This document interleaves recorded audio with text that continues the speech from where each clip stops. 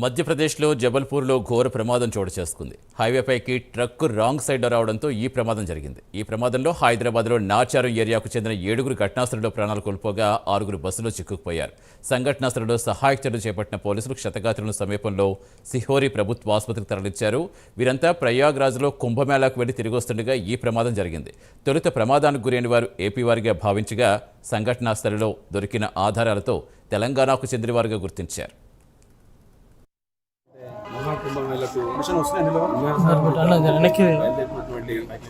కుటుంబ సభ్యులు రిలేటివ్స్ కలిసి ఒక 9 మంది కలిసి బయలుదేరిన విషయం తెలిసింది. దాంట్లో మన నాచారం వాసులు 5 ఉన్నారు.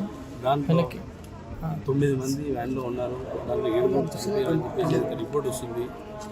ఆ రిపోర్ట్లో నాచారం వాసులు కూడా ఉన్నారు. ఏంటంటే పుణ్యస్నానం చేసుకొని మన జబల్పూర్ మధ్యప్రదేశ్లో వస్తున్నటువంటి దారిలో లారీ ఢీకొట్టడంతో బస్సు ఎక్కడికంటే రోడ్డు ప్రమాదంలో తెలిసింది విషయం. దీన్ని కేంద్ర మంత్రివర్యులు కిషన్ రెడ్డి గారి దృష్టికి, బండి సంజయ్ గారి దృష్టికి తీసుకెళ్ళిన వారు కూడా వాళ్ళ కుటుంబ సభ్యులతో మాట్లాడడం జరిగింది. అక్కడ కలెక్టర్ గారితో, జబల్పూర్ కలెక్టర్ గారితో మాట్లాడడం జరిగింది.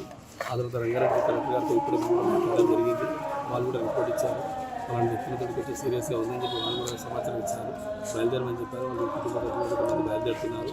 అది ఏం జరిగినా కూడా చాలా ఇంతకంటే ఎక్కువ మనకి మాట్లాడలేము. ఎందుకంటే ఒక పుణ్యకాలానికి వెళ్ళి ఒక కుటుంబంలో ఇంతమంది జరిగిపోవడం అంటే మామూలు మాట కాదు, కూడా తట్టుకునే మాట కూడా కాదు. సారీ, క్షమించండి, మనం చెప్పలేము.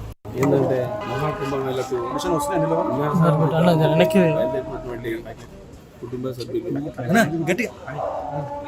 రిలేటివ్స్ కలిసి ఒక 9 మంది కలిసి బయలుదేరిన విషయం. పూర్తి సమాచారం ఇచ్చేందుకు మా కరెస్పాండెంట్ కుమార్ జరుగుతున్న. కుమార్, చాలా విషాదకరం. అసలు ఎంతమంది ఉన్నారు సమయంలో? బస్సులో ఎంతమంది ఉన్నారు? గాయపడి వారి పరిస్థితి ఎలా ఉంది ప్రస్తుతం? ఇక్కడ వారి కుటుంబ సభ్యులు ఏమన్నా చెప్పగలుగుతున్నారా? Thank you Satish. ఏదైతే ఉత్తరప్రదేశ్లోని ప్రయాగ్రాజ్ కుంభమేళకు వెళ్లిన కొందరు ఆంధ్రప్రదేశ్కు అలాగే తెలంగాణకు చెందిన కొంతమంది ఏదైతే రోడ్డు ప్రమాదానికి గురైనట్లయితే తెలిసింది. వీరు ప్రయాణిస్తున్న మినీ బస్ ట్రక్ ఢీకొట్టడంతో కూడా మధ్యప్రదేశ్లోని జబల్పూర్ లో ఈ ఘటన అయితే చోటు చేసుకుంది. ముఖ్యంగా ఏదైతే ఇందులో 7 అక్కడికక్కడికే మృతి చెందినప్పటికీ అధికారులు కూడా వెల్లడించారు. ముఖ్యంగా జబల్పూర్ లో సిహోరా సమీపంలో మంగళవారం ఉదయం 8:30 గంటల ప్రాంతంలో ఏదైతే ఈ సంఘటన అయితే చోటు చేసుకుంది. హైవేకి పైకి ఏదైతే రాంగ్ రూట్ లో ఒక ట్రక్ రావడంతో కూడా ఈ ప్రమాదం చోటు చేసుకున్నట్లు కూడా ప్రత్యక్ష సాక్షులు అయితే చెప్తున్నారు. ఘటనా స్థలంలోని 7 ప్రాణాలు కోల్పోగా మరికొందరు మినీ బస్సులో చిక్కుపోయినట్లు కూడా తెలిసింది. ముఖ్యంగా ఈ సమాచారం అందుకున్న అయితే పోలీసులు కూడా ఘటనా స్థలంగా అయితే చేరుకున్నారు. ముఖ్యంగా అక్కడ చేరుకోగానే సహాయక చర్యలు కూడా చేపట్టారు.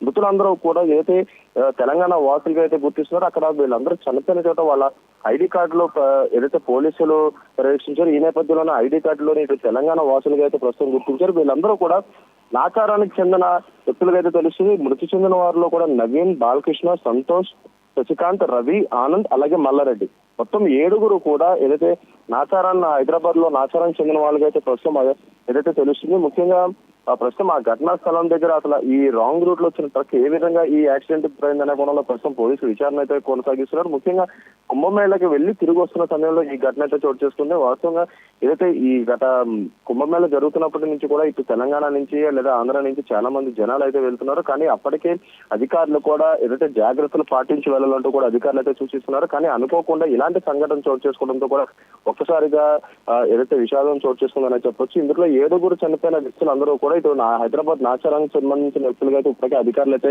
వెల్లడించే పరిస్థితి ఉంది. Right, thank you Kumar.